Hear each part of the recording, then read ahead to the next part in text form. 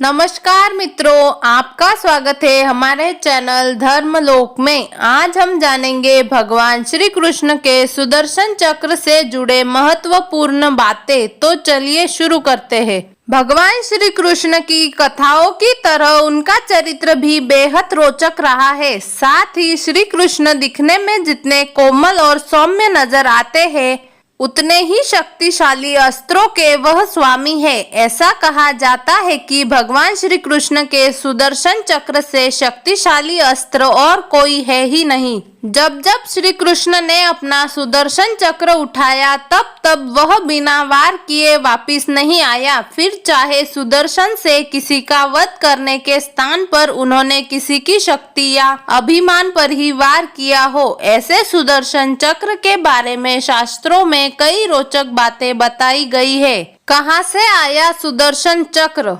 सुदर्शन से जुड़ी एक नहीं अनेक कथाएं हैं। ऐसा कहा जाता है कि सुदर्शन भगवान श्री कृष्ण का ही अंश है और जगत पिता नारायण ने इस शक्ति को प्राप्त करने के लिए घोर तपस्या की थी। इतना ही नहीं, कथाओं में यह भी बताया गया है, त्रेता युग में भगवान श्री राम का अवतार बनकर जन्मे श्री विष्णु की शक्ति के रूप में उनके 3 अन्य भाई भी उत्पन्न हुए थे, जिनमें से शत्रुघ्न ने द्वापर युग में सुदर्शन के रूप में जन्म लिया था और भगवान श्री कृष्ण की सबसे बड़ी शक्ति बने थे। इसके साथ ही एक कथा के अनुसार ये भी कहा गया है कि भगवान विष्णु ने अपने आराध्य शिव जी को अनेकों कमल के फूल अर्पित किए थे। उनमें से एक जब खो गया तो श्री कृष्ण ने उसके स्थान पर अपनी एक आंख निकालकर शंकर जी को अर्पित की। विष्णु जी के ऐसा करने पर शंकर जी उनसे अति प्रसन्न हुए और फिर उन्हें सुदर्शन चक्र के रूप में दुनिया का सबसे शक्तिशाली अस्त्र भेंट किया।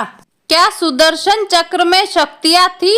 सुदर्शन चक्र में सबसे पहली शक्ति तो यही थी कि उसका लक्ष्य अभेद था। सुदर्शन चक्र श्री कृष्ण के बाद यदि कोई प्रयोग कर सकता था तो वह केवल श्री राधा ही थी। इसके साथ ही सुदर्शन कभी भी किसी गलत भावना से किए गए कार्यों को पूर्ण करने में सहयोग नहीं करता था।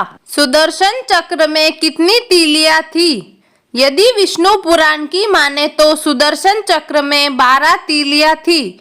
सुदर्शन की 12 तीलियों में 12 आदित्य, 6 नाभियों में 6 ऋतु और 2 युग समाहित थे। कहाँ है भगवान श्री कृष्ण का सुदर्शन चक्र? भगवान श्री कृष्ण का सुदर्शन चक्र केवल और केवल श्री विष्णु के अवतारों द्वारा ही धारण किया जा सकता है। ऐसे में द्वापर युग में श्री कृष्ण ने जब देह त्यागी तो उनके साथ ही सुदर्शन भी पृथ्वी की गर्भ में समा गया। ऐसी मान्यता है कि जब श्री विष्णु के अवतार कल्कि का जन्म होगा तब उनके साथ ही सुदर्शन का भी जन्म होगा। सुदर्शन चक्र साधना मंत्र: ओम ह्रीं कार्तवीर्योर्जुनो नाम राजा बाहु सहस्त्रवान यस्य स्मेरन् मोत्रन् हन्त नष्ट च लभ्यते।